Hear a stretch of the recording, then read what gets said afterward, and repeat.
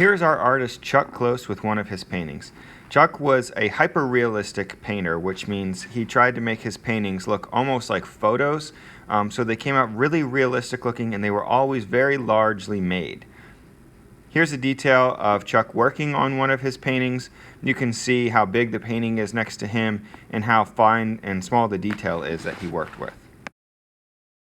Later on in his life, Chuck suffered an accident which left him paralyzed and made him completely change his painting style. He could no longer create these fine little details, so he decided to make his portraits with a grid where he created basically individual little artworks to get more fine detail. Here's a detail of Chuck working on one of his paintings. You can see the background has the grid there, and each individual little square he's kind of creating his own mini little artwork, which up close really looks like nothing but an abstract painting, but the farther you get away from it, you get to see the detail and the portrait comes alive. We're going to try to create little mini artworks like he has here, but instead of trying to step back and see a portrait, we're going to use the letters for our words. So I'll show you how to do that in the next video we have. Alright, so now we are ready to color in. Remember, when we color these, we want to create an individual artwork for each letter. So we need to think about when we're coloring each letter as its own artwork. Also, we need to make sure that you can choose colors at random if you'd like, or you can kind of create patterns. So there's two different ways you can really do this. You can do it randomly, each one randomly, or you could create a pattern with your letters. I'll leave that up to you guys for how you discover how you want to do that.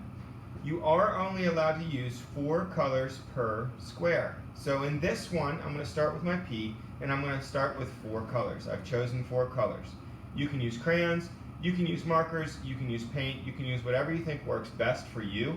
I would suggest using markers. For the first step, you need to choose a color that your letter is going to be. You want to outline your letter first, just like this, but this isn't thick enough. I want this letter to look even bigger, so I'm going to add another layer of color around it. I'm going to kind of trace around it again. And in fact, I'm going to do that one more time so that my letter really starts to stand out as a kind of really thick P. Okay? And curve it down a little bit. You can make your letter look a little more interesting if you want to. You can add the curves into the sides. Okay, there we go. I've got a P to start for mine. I'm not worried about any of the other letters. I want to focus in on this box. Now I've got other colors. It's really up to you how you want to color these in. I'm going to kind of randomly just kind of add some colors around. You can do one technique you can do is where you add like another color layer around it. So I'm going around this with another light green. Okay? Just like that. So that part of the P is colored in. I need to go the whole way out to the edges here. And there's different ways I could take and I could color in another layer around it if I want to. But you know what I'm going to do? I'm going to separate mine in half. So I'm going to color half of this block yellow, and I'm going to color in the other half of the block orange. Now you don't have to use 4 colors, but I want you to use at least 3 to 4 per square, per letter.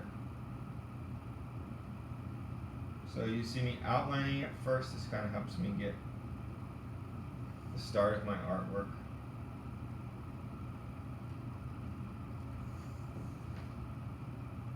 Alright, and now my first letter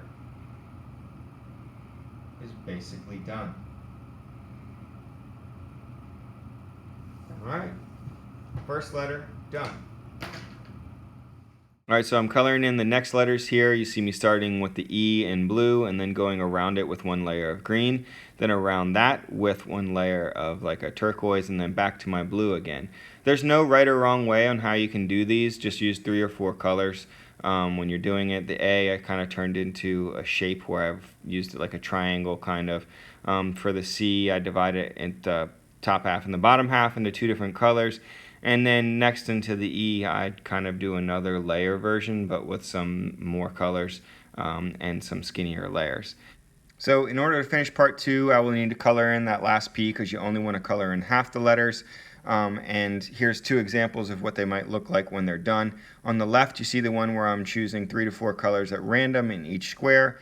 And then on the right, you see me using 3 colors, kind of trying to create some type of pattern throughout the entire artwork. I really only want you guys to color in half of the artworks.